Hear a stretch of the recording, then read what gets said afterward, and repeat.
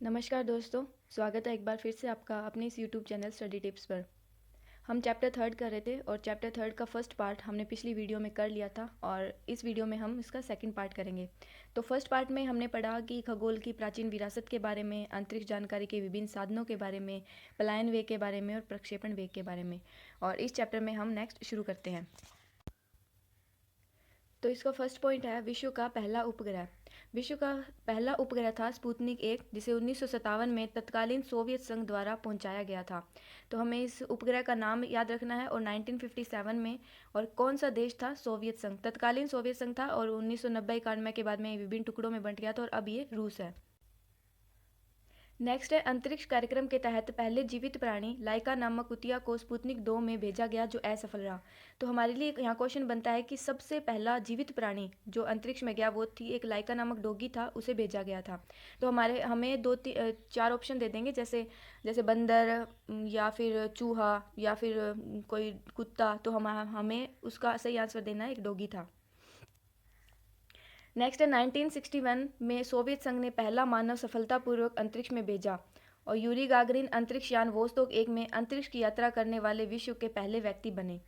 तो यहाँ के लिए इंपॉर्टेंट है एक तो इसका सन 1961, 1961 में सोवियत संघ ने पहला मानव, जो पहला जीवित प्राणी भी सोवियत संघ ने भेजा था और पहला मानव भी सोवियत संघ ने ही भेजा था, और वो पहले व्यक्ति थे यूरी गागरिन, जिन्होंने जो अंतरिक्ष में गए थे।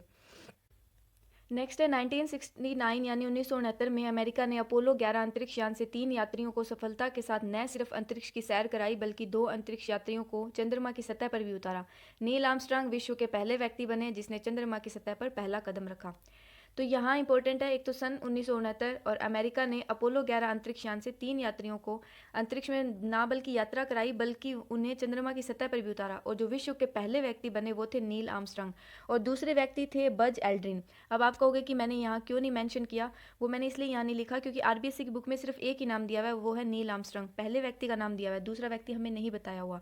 तो यहाँ आप जो भी मोबाइल की स्क्रीन पर लिखा हुआ देख रहे हैं वो आरबीएससी की बुक में दिया हुआ है, मैं उतना ही आपको बता रही हूँ। अलग से मैं इसलिए बताती हूँ आपको ताकि एक तो आपके फैक्ट्स बने ज़्यादा से ज़्यादा, और दूसरा आपका रिवीजन भी हो। अगर आपको नहीं पता है तो आप अपनी नोटबुक में लिख सकते हैं। नेक्स्ट है भारत के प्रमुख खगोलविद। पहले हैं आर्यभट्ट। इन्होंने 5वीं शताब्दी ईसा पूर्व में ही बता दिया था कि पृथ्वी स्थिर नहीं है। और सेकंड, इन्होंने बताया कि पृथ्वी की परिधि लगभग 24,835 मील बताई, और आधुनिक काल में भूवैज्ञानिकों ने 24,901 मील बताई। तो आप देख रहे हैं कि लगभग बराबर है। और इस सही परिधि यानी कि 24,901 मील, इस परिधि का आकलन इराटोस्थेनेस ने 3वीं शताब्दी ईसा पूर्व में ही किया था, और 1 मील 1.6 किलोमीटर के बराबर होता है। आर्यभट्ट ने चंद्र ग्रहण का कारण चंद्रमा पर पृथ्वी की छाया पड़ना बताया था। इन्होंने चंद्र ग्रहण के बारे में पहले ही बता दिया था, और आगे चंद्र ग्रहण और सूर्य ग्रहण के बारे में हम नेक्स्ट चैप्टर्स में डीपली पढ़ेंगे। सेकंड है भास्कराचार्य द्वितीय। इनका जन्म 1114 ईस्वी में हुआ था, और इन्होंने एक ग्रंथ की भी रचना की थी जिसका नाम था सिद्धांत शिरोमणि। इनका मानना था कि पृथ्वी गोलाकार है तथा अपने गुरुत्वाकर्षण के कारण सब चीज़ों को अपनी ओर खींचती है। तो ये देखिए, न्यूटन से बहुत पहले हमारे भास्कराचार्य द्वितीय ने बता दिया था कि जो पृथ्वी है वो गुरुत्वाकर्षण के कारण सब चीज़ों को अपनी ओर खींचती है।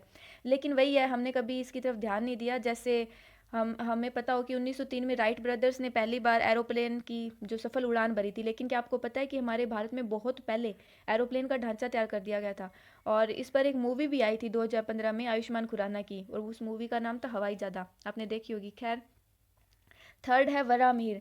वराहमिहिर के बारे में बुक में कुछ भी नहीं बता रखा, सिर्फ वराहमिहिर ही दिया हुआ है। ये थे एक चंद्रगुप्त विक्रमादित्य के नवरत्नों में से एक थे, और ये 5वीं 6वीं शताब्दी ईसा पूर्व में थे, यानी कि आर्यभट्ट के समकालीन, आर्यभट्ट के शिष्य कह सकते हैं। और ये खगोलविद भी थे और एक भारतीय गणितज्ञ भी थे, और इन्होंने एक रचना की थी पंच सिद्धांतिका नाम से। नेक्स्ट, अब हम भारत के बारे में पढ़ेंगे कि सर्वप्रथम क्या हुआ। सर्वप्रथम 1984 में अंतरिक्ष में यात्रा करने का गौरव भारतीय वायुसेना के राकेश शर्मा को मिला। इनका जन्म 1949 में पंजाब के पटियाला में हुआ था, और ये सोवियत संघ के यान से गए थे सोयूज T11 में।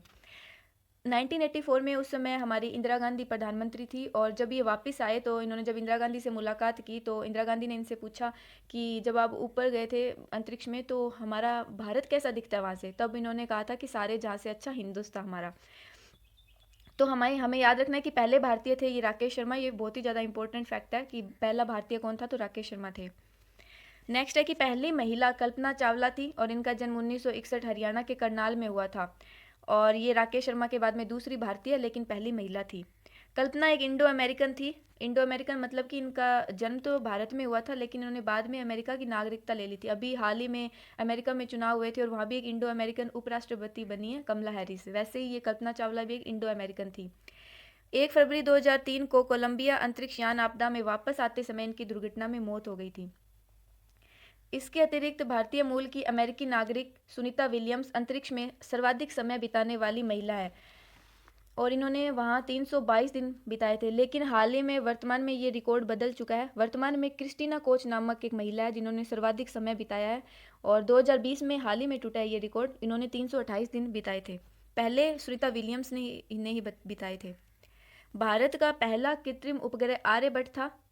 विश्व का पहला कृत्रिम उपग्रह रूस ने भेजा था और भारत का जो कृत्रिम उपग्रह था वो आर्यभट्ट था और जिसे 19 अप्रैल 1975 को सोवियत संघ के कास्पुतिन यान द्वारा प्रक्षेपित किया गया था। ये बहुत बार एग्जाम में पूछा जाता है कि भारत के पहले कृत्रिम उपग्रह का नाम क्या था, तो हमें याद रखना है आर्यभट्ट था। नेक्स्ट हम पढ़ेंगे इसरो के बारे में। इसरो यानी इंडियन स्पेस रिसर्च ऑर्गेनाइजेशन, भारतीय अंतरिक्ष अनुसंधान संगठन। बहुत बार एग्जाम में इसकी फुल फॉर्म पूछी जाती है, तो हमें याद रखना है इंडियन स्पेस रिसर्च ऑर्गेनाइजेशन।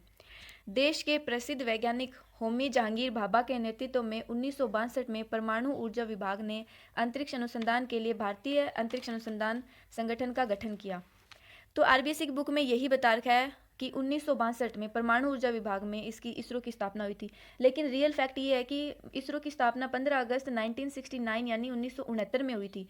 लेकिन आरबीएससी की बुक में 1962 देखा है और होमी जहांगीर भाभा के नेतृत्व में हुई थी। 1962 में इसकी जो स्थापना हुई थी वो इनकोस्फेयर के रूप में हुई थी। लेकिन बाद में 15 अगस्त 1969 को इसको इसरो बना दिया था और इसरो का मुख्यालय है बेंगलोर में।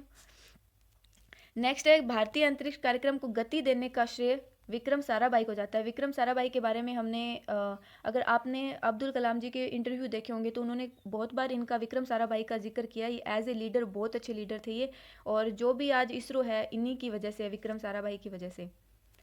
नेक्स्ट है मंगलयान। मंगल ग्रह के बारे में जानकारी प्राप्त करने के लिए एक अंतरिक्ष यान नवंबर 2013 को आंध्र प्रदेश के श्रीहरिकोटा में स्थित सतीश धवन अंतरिक्ष केंद्र से प्रक्षेपित किया गया। इसने सितंबर 2014 में सफलतापूर्वक प्रवेश किया। मंगलयान यानी मंगल ग्रह मार्स प्लैनेट के बारे में जानने के लिए भेजा गया था और 2014 में सफलतापूर्वक प्रवेश कर गया। और पहले प्रयास में यह उपलब्धि हासिल करने वाला भारत विश्व का एकमात्र देश है। ये हमारे लिए बहुत ज़्यादा गौरव की बात है। नेक्स्ट है पहली अंतरिक्ष वेधशाला। इसरो द्वारा अक्टूबर 2015 में श्रीहरिकोटा वही आंध्र प्रदेश से देश की पहली अंतरिक्ष वेधशाला एस्ट्रोसैट को प्रक्षेपित किया गया। तो हमें याद रखना है नाम एस्ट्रोसैट। और जो पहला देश था वो था अमेरिका, जिसने अपनी अंतरिक्ष में वेधशाला स्थापित की थी। भारत ने 2015 में एस्ट्रोसैट स्थापित की थी।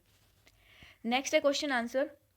भारत द्वारा पहला कृत्रिम उपग्रह कब प्रक्षेपित किया गया था? तो हमने पढ़ा था आर्यभट्ट, जिसे 19 अप्रैल 1975 में प्रक्षेपित किया गया था। नेक्स्ट क्वेश्चन है सेकंड, राजस्थान में प्राचीन जंतर मंतर वेधशाला कहाँ स्थापित है? तो ये हमने पढ़ा था कि जयपुर में है, और जो सवाई जयसिंह ने जो 5 वेधशालाएं बनाई थी उनमें से सबसे बड़ी जयपुर की है और 1734 में बनवाई थी। थर्ड क्वेश्चन है, पृथ्वी के गुरुत्वाकर्षण के से बाहर निकलने के लिए कितने किलोमीटर प्रति सेकंड की गति की आवश्यकता पड़ती है? यानी यहाँ प्लायन वेग के बारे में पूछा है। मैंने आपको बताया था कि 11.2 किलोमीटर प्रति सेकंड होता है हमारा प्लायन वेग, और यही वो स्पीड है जिससे हमें गुरुत्वाकर्षण से बाहर निकलने के लिए स्पीड की जरूरत पड़ती है। तो दोस्तों ये था पार्ट सेकंड, और पार्ट फर्स्ट मैंने अगर आपने नहीं देखा है तो मैंने लिंक डिस्क्रिप्शन बॉक्स में दे दिया है, आप जरूर जाकर देखें। अगर आपको अच्छा लग रहा है तो आप मेरे चैनल को सब्सक्राइब करें, और थैंक्स फॉर वॉचिंग।